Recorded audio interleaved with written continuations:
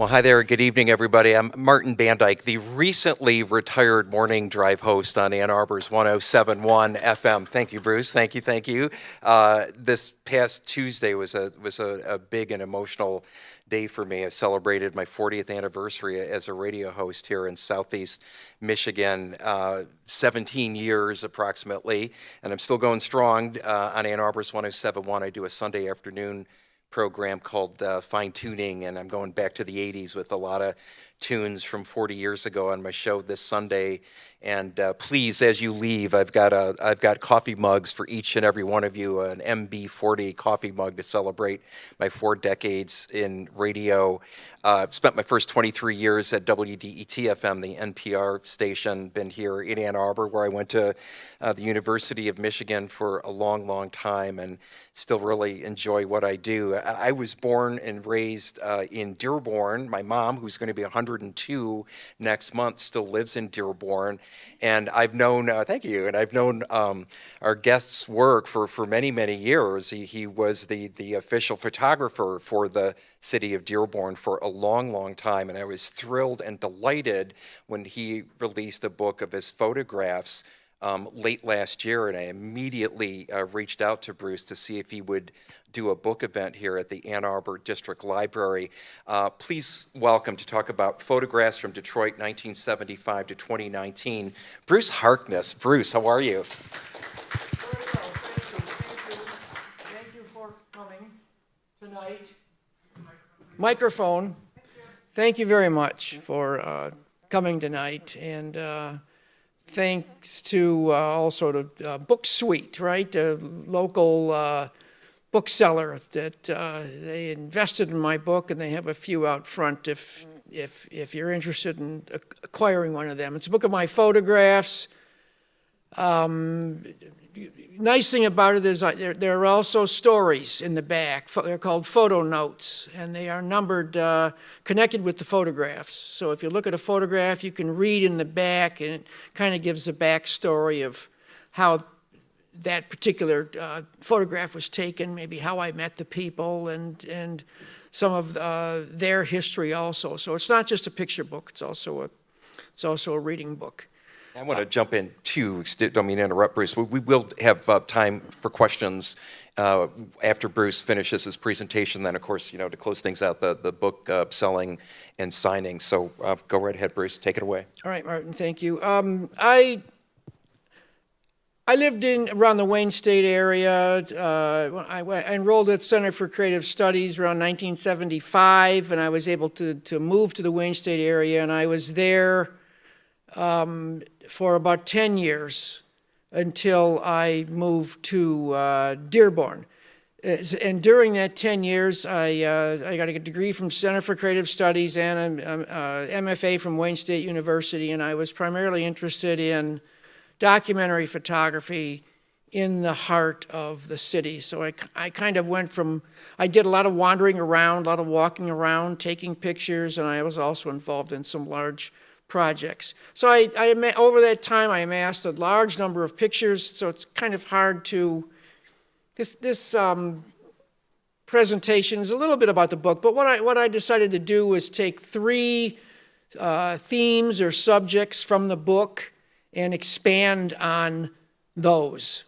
So maybe there are 2 pictures of something I'll show tonight in the book, but I took 20 pictures altogether. So you'll see a little bit more here about these things than is represented in the book. I have quite a few pictures, so I'm going to try to move along. I do have business cards. If you have some particular interest in something, and I don't spend a lot of time on it, and for some reason you want more information about it, which you can utilize, I would be happy to give you a business card and with my email address, and you can contact me, and I can fill you in. When I was in 1981. Actually, this was just, I was a grad student, first year at Wayne State University in photography, and I found out that an area on the Near East Side of Detroit, in the old Milwaukee Junction area, just south of Hamtramck was going to be completely 500 acres wiped from the face of the earth, land cleared, homes, businesses, schools, factories, streets, grass, trees, people, in order for a city to give General Motors land on which to build their new Detroit Hamtramck assembly plant. So I went over there 42 years ago this month, February, I think began February 15th of 1981, and I started to photograph, and I continued. I lived on Wayne State campus. I continued to go to the area whenever I had the opportunity. So by October, November of 81, I had made like 90 trips over there and taken some 600 photographs. So that's and the Poletown project. It's fairly well known. People have, there have been a few little, there was a film made about that eminent domain law where they could seize land, and the pictures have been used for a number of things over the years. But this is the area, the area within this green circle here, this green line. That's Poletown. I didn't get my pointer out. Let me get it.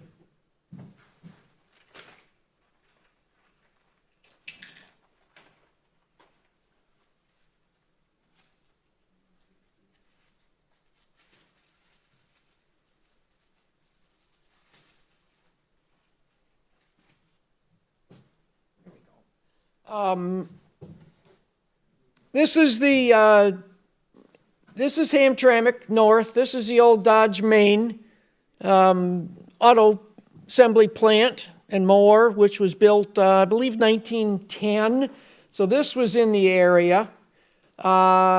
This is Grand Boulevard. The Fisher Building would be over here somewhere in Woodward Avenue. Grand Boulevard. Shane Street that came all the way from Detroit, near the Detroit River, north, and actually Shane Street ended right here.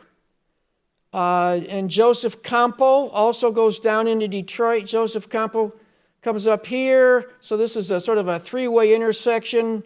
Joseph Campo then continues north into Hamtramck. This location is the first set of pictures I will show were taken right around this building, the Gray Lawn apartment at the intersection of Shane, Joseph Campo, and Grand Boulevard. It was a very large apartment building, kind of right in the heart of this area. Had businesses at its base at one time. It was a very thriving community. The building was filled with tenants. A lot of people lived there. Matter of fact, I met a couple who lived on the top floor of the Gray Lawn apartment, and their view was looking north toward this area in Hamtramck, in which I will show pictures.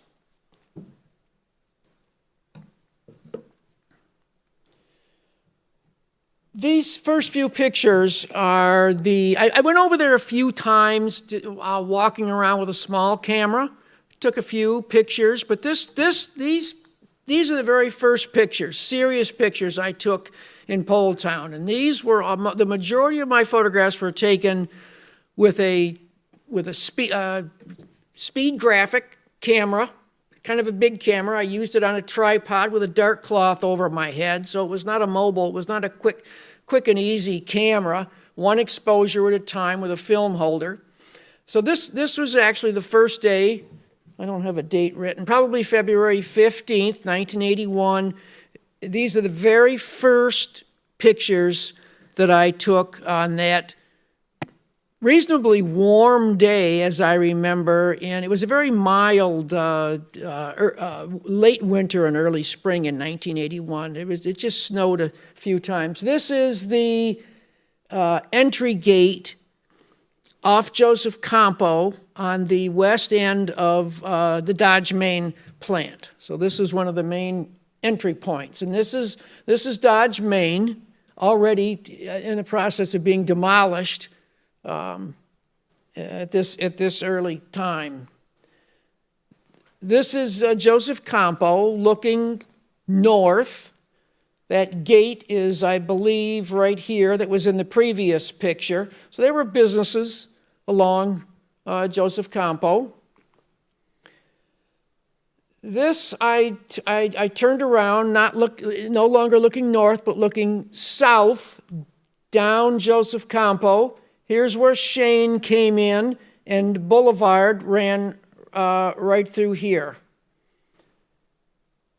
This is the building to which I referred, the Gray Lawn apartment at the intersection of those three streets. And in a month or so after these pictures were taken, I found myself on the roof of that building. So that's the first series of pictures that I will show you. 1930, circa 1935. So there it is. The Gray Lawn was there. And this is Joseph Campo. Here's Shane Street. So it's almost the same view. It's a little bit elevated, but it's a magnificent photograph of this thriving business district. You know, at the east side changed a lot, as Detroit did over the years, but you just look at all, cafe, you look at all the years of streetcars, all these people, of course, Dodge, Maine. There were many smaller factories around there. Many people worked there. It was a real hub of activity. But this is quite a fascinating picture. Yeah? Yep. A lot of people I encountered on some of my projects said that their parents worked. My dad worked. Matter of fact, the guy I'll talk to today said his dad worked at Dodge, Maine most of his life. So I found that there was an alley here. I went in the alley, and there was a fence at the back of the Gray Lawn apartment, and I managed to scoot my camera under the fence, and I scooted under the fence with it.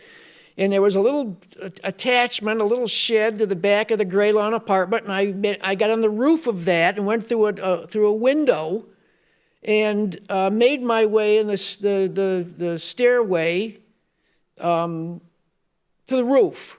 And I got out on a few floors, and it was a big L-shaped building, and long hallways down the middle of each floor with rooms on either side. And regrettably, there are pictures, for some reason I didn't take, maybe because I had this big camera, but I didn't take any photographs. But they were just what you might imagine for an empty, abandoned apartment building. Just debris-strewn, empty rooms. You could look out the windows, but it was quite interesting, all these empty rooms that were once inhabited by fish. So this is looking due south.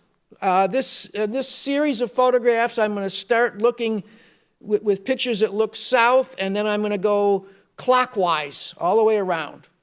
West, north, east, and back again. One neat thing about these is, all the buildings here's a Renaissance Center, obviously. Hudson's, I think, is the old Hudson's department store is here somewhere. This is St. Stanislaus Church. I will show a few pictures of that later today. St. Stanislaus School. I-94, the Edsel Ford Freeway goes right through here. So Poletown was north of the Edsel Ford Freeway. This is Shane Street. This is Grandy Street.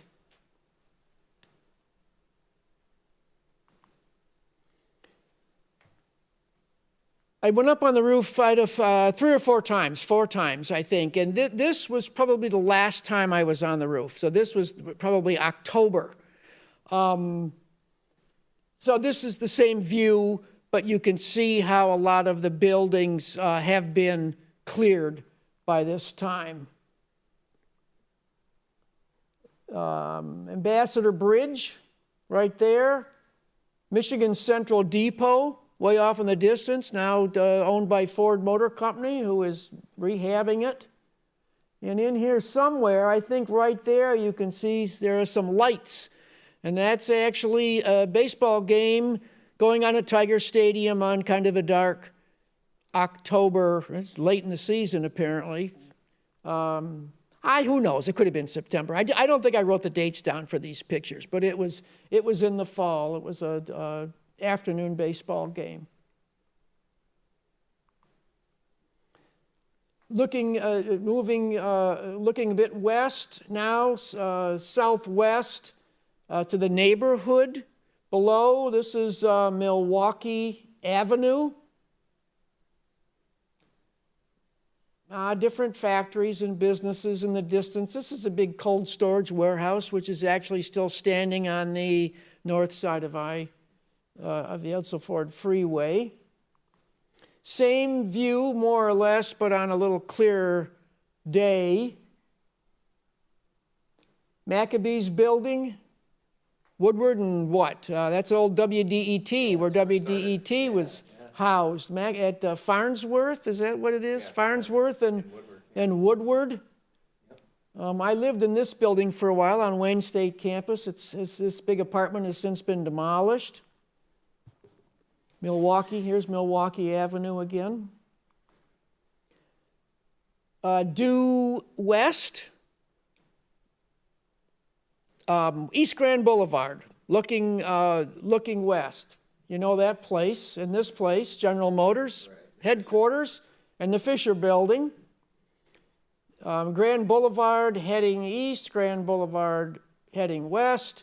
This bridge still exists in slightly different form, but one can still drive over this bridge, but this is as far as you can go now, because there is a fence here, and this is all, of course, the General Motors plant, which is now building electric technology, electric vehicles. So when you get to this point, you either have to, you turn left, and that takes you around, eventually over to Joseph Campo. You meet with Joseph Campo, and then you head into Hamtramck, or you can go this way down to St. Aubin and Du Bois Street and Shane Street, heading down toward Detroit. And of course, wonderful old Orthodox church here, apartment buildings. I was in this apartment building, photographed a birthday party. Same looking west, but again, maybe early October. You can see it's flooded here, so they've diverted traffic. So this eastbound lane now becomes traffic going both ways to avoid getting stuck in this water. This apparently was after a big rain. Same view, just a little different angle. Shows a little bit of the Gray Lawn apartment building. You can really see here how the traffic has all come to this side of the boulevard because of the water. Same view, showing the chimney of the building, the roof of the building. Now due north. Just turn the camera due north. That same chimney there, smokestack. Who knows that church? Anybody recognize it? St. Florian in Hamtramck. Still a functioning church. So this is Joseph Campo. You can just see, there's a better picture of it later. See these storefronts along Joseph Campo. Windows to the apartments. At the edge of the building, looking north. So this is the boulevard, East Grand Boulevard. Hortons. There were several streets that branched. This is Joseph Campo. This is the overpass. You could walk over here. There's a big parking lot. Workers parked here, walked here to access Dodge Main. Here's Joseph Campo. Here are businesses in downtown Hamtramck, and of course St. Florian. This is Chevrolet Gear and Axle. It was a massive plant which is completely gone now. But the streets were Boulevard, Horton Street, Finley Street, and Newton Street. And at one time there was a Smith Street, but that was eliminated before 1981. Although Smith, if you're on Woodward, you can still find Smith Street coming into Woodward Avenue. This is a cemetery, second oldest Jewish cemetery in the state of Michigan, called Beth Olam, and it is about the only thing that was untouched in Pole Town because of what it was. It's still there, right in the middle of a gigantic parking lot, and it is open to the public twice a year on Jewish holidays. So Beth Olam is still there. Dodge, Maine. Same view. This area, this neighborhood of Horton, Finley, Newton Street, that was the first to go. That was the first neighborhood to be completely razed. A lot of the other homes behind me and to the east were still there at the time. Again, St. Florian Church. Looking mostly north, but a little bit east now at the Dodge, Maine plant. Notice this building with this pattern of these dividing lines, like a tic-tac-toe lines here, and these little diamond emblems at the top, because the next picture is an older picture, 1955. Now this is the man, I met this couple that I referred to who lived on the top floor of the Gray Lawn apartment, Don Phillips. Don and Marie Phillips were young and right in this area, and they courted there, and they were married in a church right on the boulevard. But there are those star emblems, and here's the sort of the tic-tac-toe pattern. So at one time, it wasn't a gas station on that corner, but it was this Iris Theater showing Captain Lightfoot. Around 1955, they lived there, and that's the median between East and West Grand Boulevard. Appliance store, drug store. This is my best I could combine those two views looking north. Another from the roof, showing a little bit more of the roof, looking northeast. Now this is looking due east. I don't have any pictures looking this way in the early months that I went over there, and I think maybe this was heavily, there were trees here. I don't think you could really see anything except for these buildings, so I just never photographed it.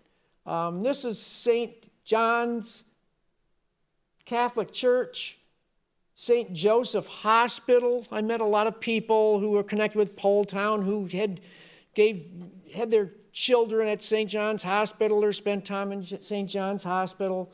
And this was across the boulevard. See, the boulevard came in here, and then it made a sweeping turn south and crossed I-94 heading south. This is nurses' school and residence that was on the west side of the boulevard. This is looking southeast. Park School of the Park, if you know that, Park Davis Chemical, what is it? Or pharmaceutical, yes. Family, name, business. Mistelli Oil. I guess when furnaces ran on oil, they had big trucks that had Mistele on them, and they delivered oil to these homes. This is Milwaukee Avenue. I think this is Joseph Campo.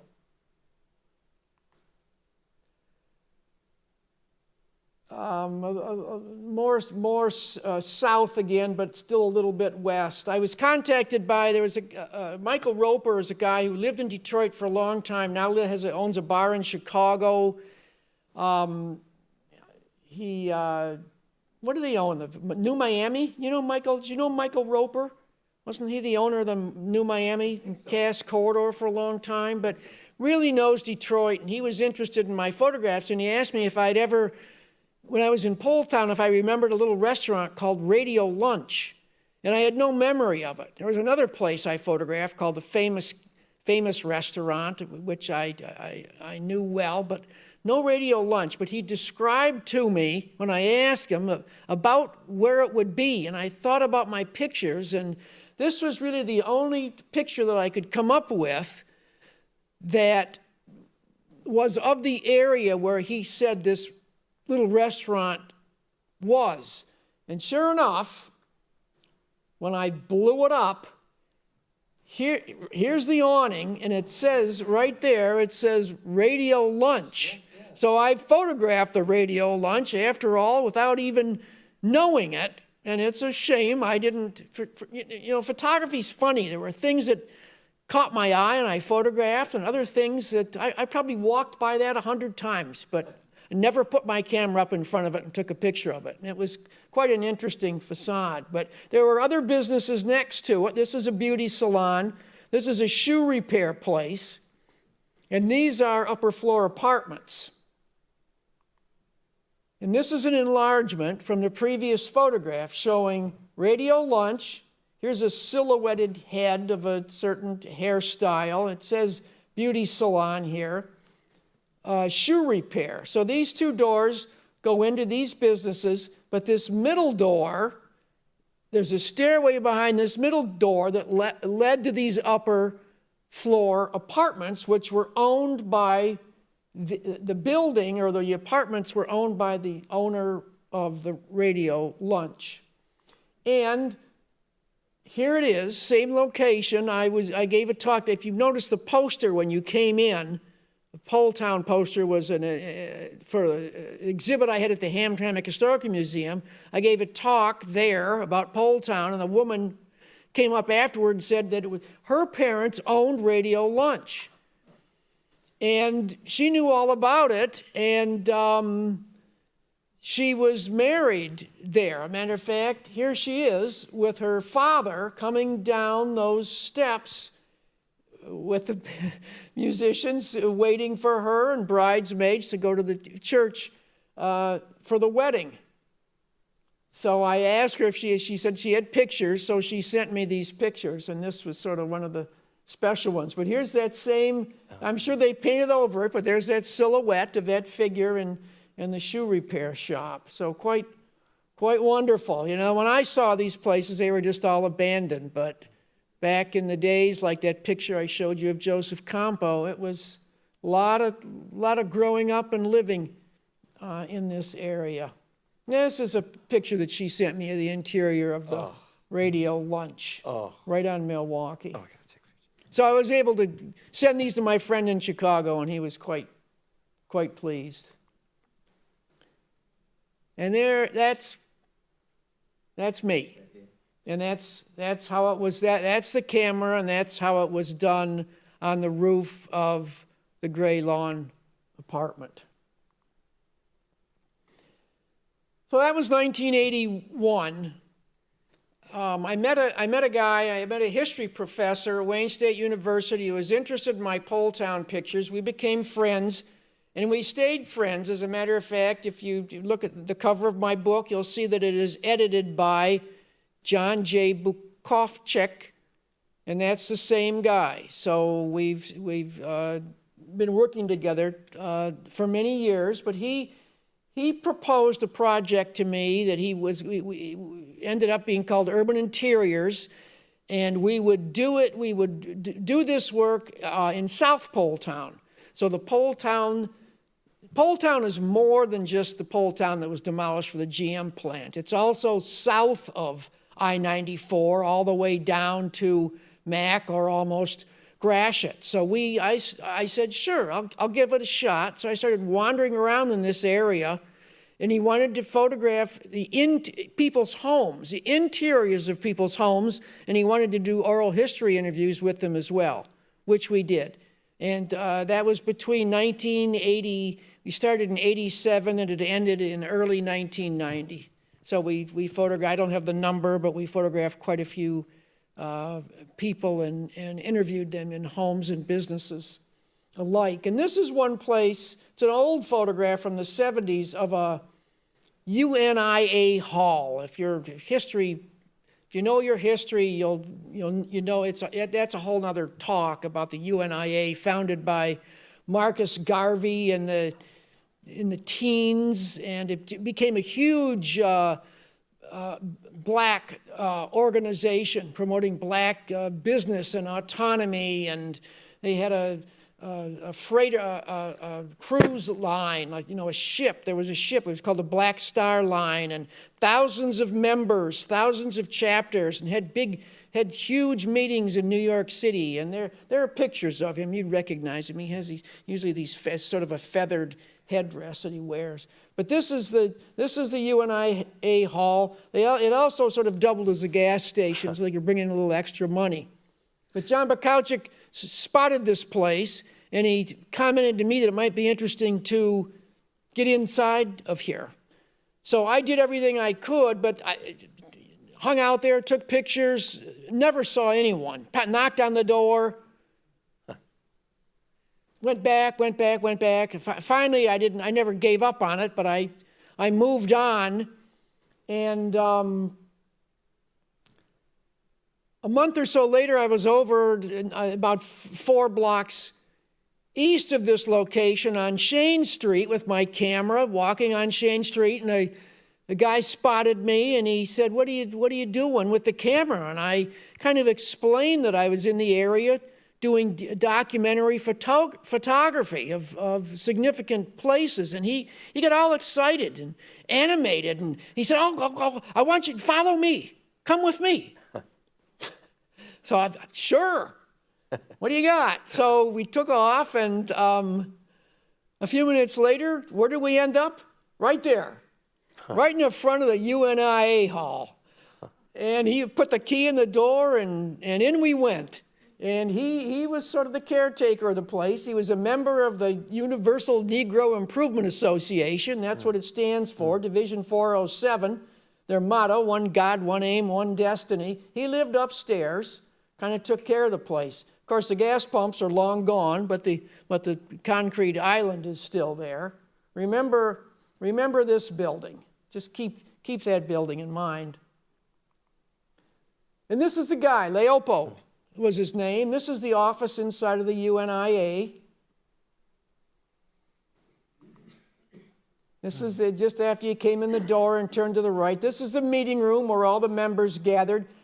Leopo was responsible for, he'd write these things, and he'd put pictures and sayings, and even some of his own. He'd quote songs and write them and put them on the wall. So the walls were just filled with all sorts of these papers. This is the meeting hall. There's where the officers stood. This is Marcus Garvey. You may recognize this figure. He's in New York City. He's photographed a number of times by a very well-known black photographer of the era, James Van Der Zee, who photographed black community in New York City in the 20s and 30s. So these are just views inside of this. There's Garvey again over here. These are the officers of the UNIA. This was the president. His name was Arthur Thomas. He was born in 1902 in Stanford, Kentucky. He told me that he went to France at the very end of World War I, so he must have been quite young. If that was 1918, he was born in 2002, maybe he was 17, and the war was essentially over, but he helped transport soldiers back across the Atlantic back to the United States. Then he went back to Stanford, and in 1919, soon after, he came to Detroit.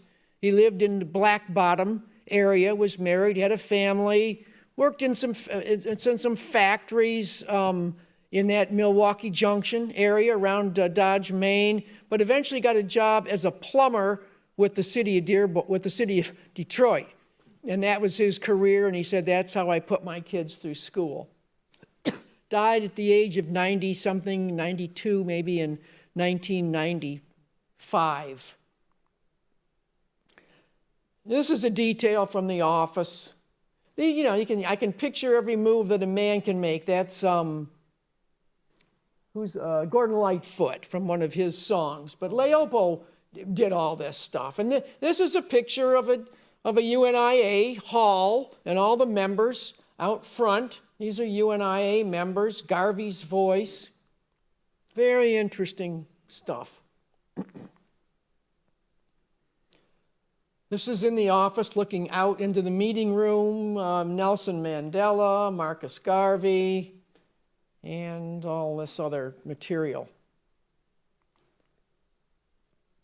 There's the building I told you, asked you to make a note of. And there's where it was. This is how it looks today. You'd never know that little building and that story that was there at one time. Now this is a guy, does anybody remember what they're doing on the 4th of July, 1989? No. You do? I don't. No. You don't. Well, I do. Because this is what I was doing. I have this record of it. But I was walking over on the east side, and I came across this group, 4th of July, out in front of this house. And I asked if I could take a few pictures, and they said that would be just fine. So it says the Thetes.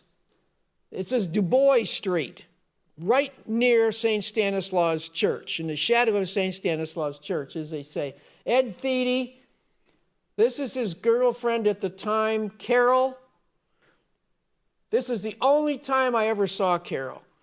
In the succeeding months, I heard a lot about Carol. I saw a lot of pictures of Carol, but I never saw Carol again.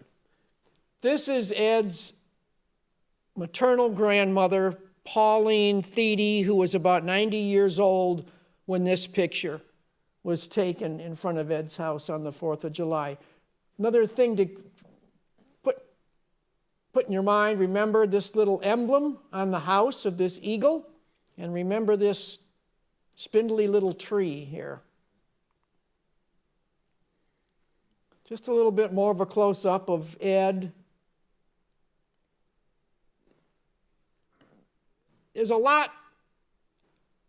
Ed is a fascinating character. Edmund Thede.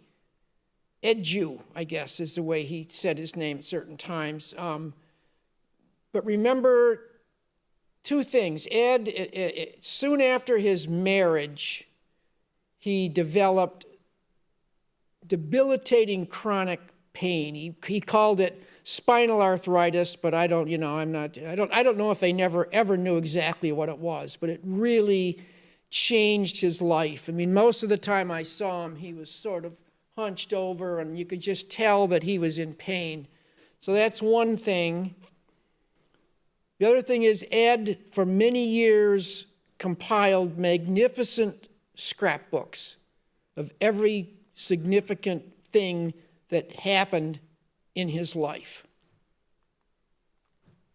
This is a page from one of those scrapbooks. I show this right here because this is the elderly woman that you just saw in the previous photograph.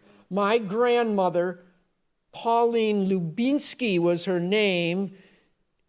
She married Thede, so she became Pauline Thede. Is that right? Sometimes I get these names off. Yeah, grandmother Pauline Lubinska, I guess.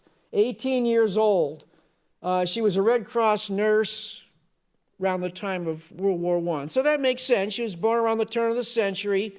She's about 18 here when she was a Red Cross nurse, which would make her about 90 when I photographed her in 1989. Ed was born in 1947 in a hospital in Hamtramck. And for the first 10 years of his life, he lived in an upper flat with his parents above the lower flat that was inhabited by his mother's parents, his maternal grandparents, with a couple of his mother's sisters, Ed's aunts. And they lived on, here's the Gray Lawn apartment, Milwaukee, here's Lyman Street. They lived right here on Lyman Street. Ed's father worked at Dodge, Maine for a good portion of his life. They were here for 10 years. And then Ed's dad decided that he wanted to move the family to the home of his mother, who was the elderly woman in the previous pictures. So they left the family flat. I think they owned the flat until they had to get out in 1981 when it was demolished for the GM plant. And they just moved a half a mile away to south of the Edson Ford Freeway to a home right in here, and St. Stanislaus Church is right here also. And Ed lived in that neighborhood on Du Bois Street for many years. And these are just a few pictures on, yes? What exactly are the streets for Black Bottom? None of those are Black Bottom. What streets do you know offhand? What streets that neighborhood encompasses? Black Bottom? Well, it was sort of spread out. But when I think of Black Bottom, they say they eliminated Black Bottom for the I-75 freeway. So Hastings Street, but down closer to the Detroit River, down there and then north. So sort of. Ford Field is that area. Yeah, Paradise Valley, and this is north, all north of there. Yeah. This is Lyman Street. I don't know if you remember looking due south, there was that NBD Bank in that picture. Well, that's the building right there that became. So this was just outside the home on Lyman Street. All of these. There's his mother.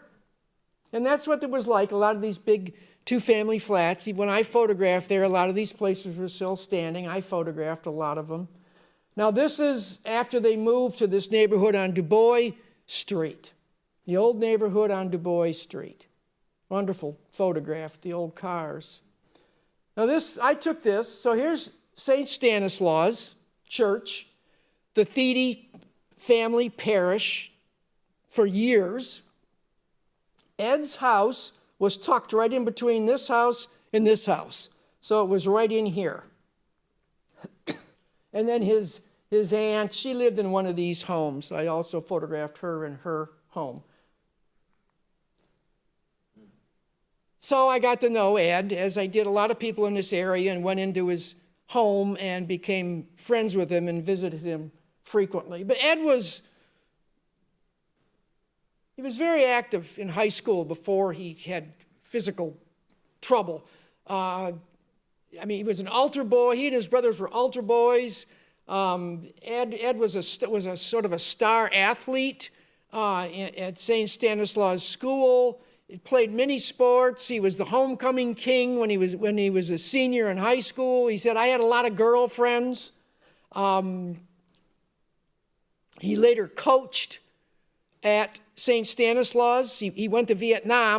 He coached some before he went to Vietnam and when he came home from Vietnam in 1968. He was also a musician and played in local bands when he was a young man. He was sort of an Elvis. He loved Elvis. He was sort of an Elvis impersonator type. Ed also collected. He was a collector. His scrapbooks, of course, he collected things. Hundreds of these pictures of celebrities, and he is in a lot of them. Here's Ed with Doc Severinsen. Here's Ed with Jay Leno. Here's Ed with Bob Hope and his wife. Here's Ed with Bob Hope. Connie Stevens.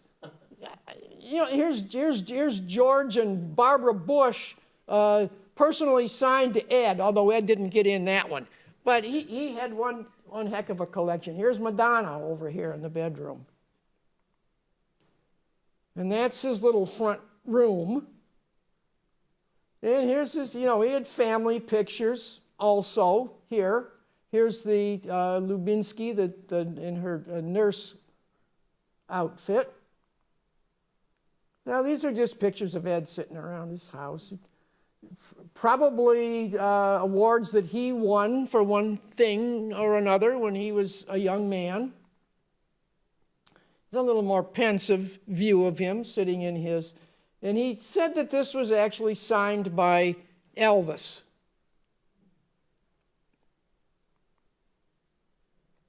He did taxidermy. He said he learned taxidermy on, what is that? Like a correspondence kind of a course, you know. I'm not sure how you do that, but he didn't take classes. He just learned how to do it. A little scruffy looking, like he'd been up there for. And then he collected these little bottles. He had a collection of all these small liquor bottles.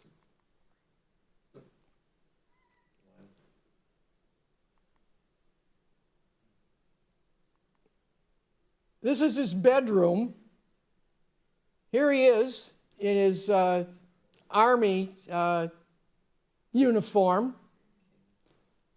But I mean, you recognize, I listed all these people one time, but this is quite remarkable. There was a time when Elizabeth Taylor also had severe pain, and I kind of remember reading about it. There was something wrong with her, and she was saying how she suffered this chronic, and Ed wrote her a letter of sympathy, and you know, and she wrote him back, and this is the actual letter, which I transcribed, but it said, you know, with love, Elizabeth Taylor, and he saved the envelope that was sent in. Here's Vanna White, she's still around. Tom Selleck, Al Kaline. About 5 minutes before we'll take some questions, Bruce. All right. Ed's workroom, Ed's kitchen. Now I'm going to run through some. This is Ed, First Communion. Beautiful photographs. Family pictures. This is, here's Ed Thede, freshman. Nancy, my girlfriend, and all his buddies and relatives. That's the school, St. Stanislaus School, with the principal. Ma, Jerry, Bobby, me having a drink with Kathy, celebrating my first morning home from Vietnam. Dad cooking breakfast. Robert Kennedy, 68. Christmas, here's his house decorated. Here he is with Carol. Fishing on the Detroit River. Our hero of the month is Detroiter Ed Thede, who hooked and landed a 20-pound Chinook salmon in the channel behind the Detroit Yacht Club. Pictures that I just showed a minute ago of his workroom. There's a big fish mounted on the wall. Well, that's the fish. His grandfather, great-grandfather had a Thede Brothers Hardware, which was thriving business back at the 20s, perhaps. That's his father, who was in World War II. Pictures that his father took in World War II. Picture my dad had in the Army daydreaming of being with Ma. I don't think that is actually his mother, but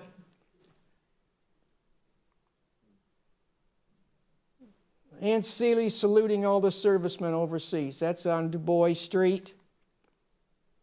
This is Pauline Thede, the woman who was born at the turn of the century.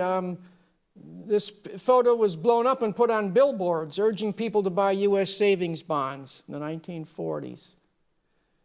His parents' wedding at St. Stanislaus Church. Lyman Street, the mother up on the upper flat on Lyman Street. And then a lot about the church. Here he is, the Vietnam veteran. Here he is with his wife and kids. His marriage split up when he started getting this chronic pain, and he gained custody of the girls and raised the 2 girls. See, all the stuff that he saved. Of course, you know, they were closing some of the big Catholic churches, and St. Stanislaus was slated for closure. And the neighborhood, people that were left in the neighborhood fought it. Ed fought it too, but it was in vain. They eventually closed the church. So you can see what this is, rallies to help save St. Stanislaus, articles. I got into St. Stanislaus Church in 1989, and I photographed in the church and the rectory just a short time before it closed its doors as St. Stanislaus Church. That's a wedding taking place. That's a basement where the reception would be. This is the rectory. Shaka. Rectory pictures. This is kind of how the rectory looks today. It's all just a ruin. I'm almost done here. I lost touch with Ed, but found him miraculously in a Southfield rehab center. And I would visit him every month or so. Doesn't surprise us that he had pictures everywhere in his room at the rehab center, right? All his celebrities. Those are his scrapbooks. I was able to find his scrapbooks down in Detroit because he wanted them, and I sort of saved them, and I had them in my home. There they all are. This is one of the last times I saw Ed. He always talked about getting an operation, but never happened. And he got ill, and I visited him in the hospital, and not long after he passed away. This is the pictures they put up for him after he died. This is all the group. These are his daughters. This girl and this girl, his two daughters. People at the rehab center. This is his funeral that I attended at Mount Olivet Cemetery on the east side. His whole family's. When did he pass? 2012. Just about 10 years ago. And that's his house today. There's that emblem. I said to keep in mind that eagle's still there. And there's that spindly little tree that was in his front yard. Okay, I'm going to let Ed have the last word here. It's just another minute or so. One day I was just down and I used to think about how my grandmother, she's 91 now, so I wrote her a poem one time, and the name of the poem was called You're the World's Best Grandma. So I wrote, you're the world's best grandma, and as sweet as can be, and I hope these words will tell you what you really mean to me. Grandma, I'll never forget for me all that you have done. We shared a lot of good times, and we always did have fun. I remember one Christmas walking downtown, and you holding my hand, and you took me to Hudson's to see Santa in Toyland. And then when he sat me on his lap, I just started to cry. But you came up to me and wiped all my tears dry, and then you asked me why. Then you told me if I didn't cry and was a good boy, that Santa would give me a brand new shiny toy. And I didn't get a gift from Santa that day. No, and I did get a gift from Santa that day, a brand new kazoo. But somehow I knew that it wasn't from Santa, Grandma. It was from you. You bought me my first electric train, a camera, and my first guitar. You were a jolly Mrs. Santa and the best grandma by far. And I'll never forget one time when you put up my hair in pin curls with rollers and a stocking as you sat me on a chair. And when I first got married and I needed a new home, it was you who I came to for help, and you gave me a loan. See, my grandma borrowed me a lot of money. And whenever I got sick, lying in bed needing a cure, it was your old-fashioned remedies that always worked for sure. And I remember your 90th birthday when you danced with me. I was so proud you were my grandma, as proud could be. Thanks for everything, Grandma, and I want you to know that you are the world's greatest grandma, and I love you so. Love your grandson, Edu. Beautiful. Thank you. Nicely done. Bruce Harkness. Oh, nicely done. Couple questions before we sell some books, hopefully, and do some signings here. So I'm going to bring the mic around just so people can speak into it, so people who are watching the live stream can hear the questions. So if anyone has a question, just raise your hand and I'll come to you. Any questions? Well, I've got one. Certainly. Why photography? Why are you a photographer? How did this all happen? You have such an incredible eye. So empathetic, not just these glorious photos, which are not overly sentimental. When I look at your work, I think of Walker Evans, I think of Robert Frank, I think of just, ace photographers like that. How did it all begin for you?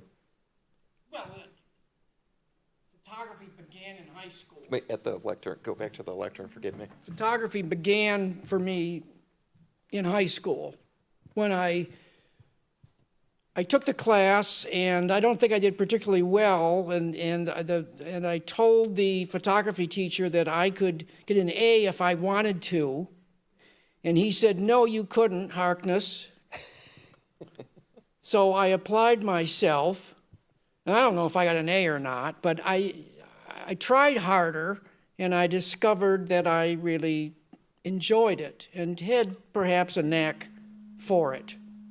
As for the way I photograph, when I was at CCS, there was a well-known Detroit photographer who was around for years, Bill Rawhauser, taught photo history, and he actually had a collection of classic photographs, and he also showed slides in class and talked about the photographers Martin referred to, documentary photographers, all types of photographers, and they all had an influence on me, but the ones I liked best were the social documentarians and the ones who went out and photographed real people in real situations.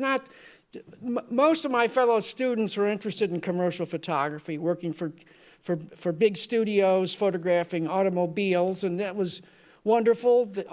A lot of them did very well, but it just wasn't my thing. I wanted to wander around the streets and photograph people. And empathy, I don't know, that's just something that,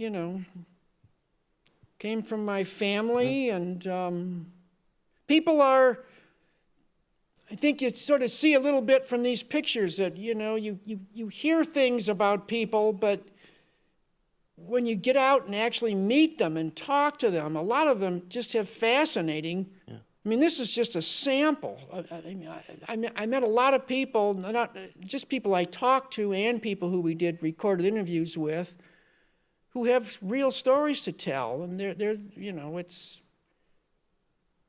sort of break down a barrier there, and I have, life's tough. I just have sympathy for people who sort of struggle in life. Yeah. Questions for Bruce? Did he, what's been done with his scrapbooks and stuff? Are they being held somewhere? Well, or donated to the Reuther Archive? Or? Yeah, I gave them to his daughters after he died, and they thought that the scrapbooks were gone. They knew of them, but they thought that they had been discarded.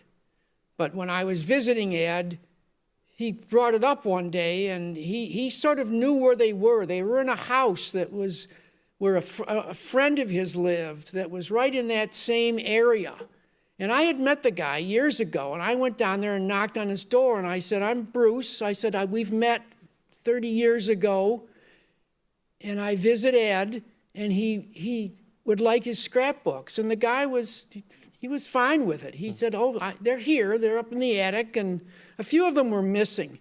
Ed's high school scrapbook was missing, which he was sad about that, but he just let me have all these. I think I gave him a little money also, just because he was cooperative, and I told Ed I have them all, and I just kept them. He didn't really have room for them where he was staying, and then after he passed away, when his daughters came, I told them that I had them and I wanted to give them all to them. So that was the last but I scanned a lot of the pages of them.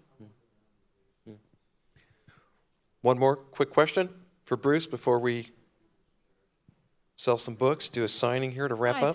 Thanks for coming out tonight. But, you're pacing the streets and meeting the people, and you kind of get a feel of it just looking at the pictures of the little homes and everything. But then what struck me is this apartment building that you got on the top of. And I was just curious because it looked quite large, and I didn't see any others. Was there a little story of how was that like a progressive movement to have, some fancy apartments, or was it an anomaly, a building left over? Or do you know any of the history of the apartment building? Yeah, I don't really know that, why that one big building was put there, and there really weren't any others. There were other commercial buildings that were quite large, but yeah, there was just that one big place on the corner.